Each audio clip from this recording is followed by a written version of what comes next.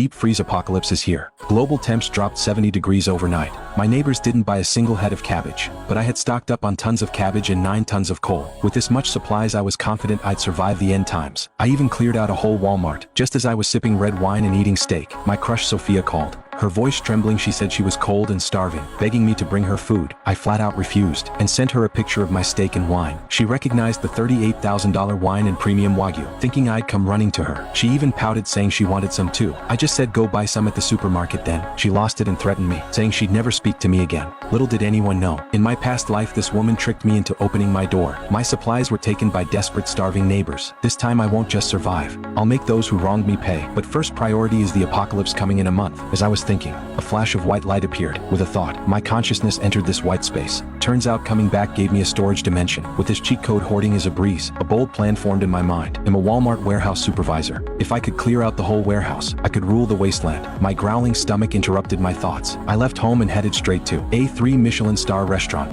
After eating, I paid and walked out the door, and heard Sophia's sugary sweet voice. Zach, what a coincidence. I coolly said, you have the wrong person. Turned and walked to the supermarket, but Sophia and Chloe followed me, saying they were going the same way, chattering nonstop with questions. They saw me at the Michelin place, convinced I was a rich kid. Their fawning was nauseating. Inside the supermarket, I pushed my cart straight to the food section. Hot dogs, instant noodles, ready meals, cured meats, canned goods. Grabbing whatever I saw. Didn't spare the fresh meat, fruit, or live fish either. I needed to test if the storage space kept things fresh. Sophia and Chloe watched stunned, finally asking, are you going camping or something? I grunted in agreement, told them to grab 2 more carts. The women were suspicious, but did as they were told. Ended up pushing nearly 500 pounds of stuff, sweating like crazy. Sophia pouted, complaining, this is so much food. How many people is this for? Are you hiding a party from me? I snorted, just in case the world ends. That earned a giggle from Sophia. You're so funny. I helped you so much today. You owe me a fancy dinner. Hoping I'd take her back to the Michelin spot. I vaguely agreed, maybe next month. Chuckling inside, the apocalypse is coming. Over 10 grand of supplies filled 3 huge carts. I made them help push it all home. Neighbors pointed and stared the whole way. I didn't care. Word would get out eventually. Besides, I stayed in this neighborhood to watch my enemies suffer when the end comes. Got the stuff home and told them to leave. They wanted to stay and find proof I was rich, but left when I wasn't welcoming. Once they were gone, I opened the storage space and put everything inside. Time to test if it keeps perishables fresh. Next morning, I checked the space, thrilled to see the meat, fruit, and veggies unchanged. Only the live fish had died, but they weren't rotten, so living things can't be stored. Good enough for me. Then it hit me. What about cooked meals? I called the restaurant and placed an order. The restaurant wanted a $200K deposit.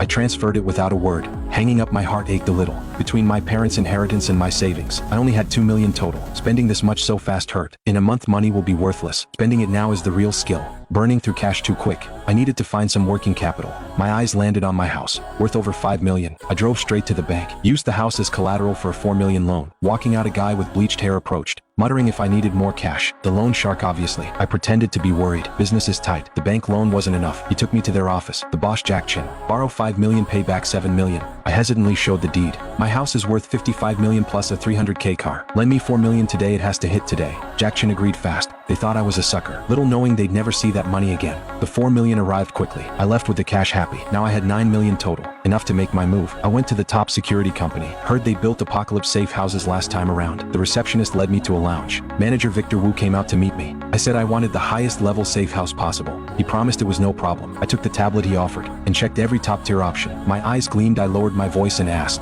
can you get me guns? Victor Wu said he'd have news in 3 days. I nodded, satisfied. Paid a $1 million deposit on the spot. Safe house handled. I contacted my hunting range buddy Leo to buy some weapons. 5 crossbows, 3 compound bows, 300 bolts and arrows each, plus 2 Damascus steel hunting knives, all bought legally. With my hunting license, looking at the full trunk of gear, I felt much more secure. Got home and the restaurant called, said the food was ready. Not long after, dozens of food trucks rolled up to my door, blocking the street completely. Neighbors gathered to gawk, chattering away. Sophia was in the crowd too, saw me and came over asking. I glanced at her, said I was buying this for my boss. That Michelin trip was my boss treating me too. I'm just a warehouse supervisor, I'm not rich. Sophia's face instantly changed. She took 2 steps back, but still said, you're not a rich kid. We can still be friends. I snorted and ignored her. Directed the staff to move the food into storage. Snuck it all into my storage space when no one looked. That night Victor Wu called. Said the safe house work starts tomorrow, and he found a lead on the guns. Early next morning, security workers showed up, started renovating my house. Sophia gossiped behind my back. I knew he wasn't a rich kid. He's definitely got issues. I ignored the noise.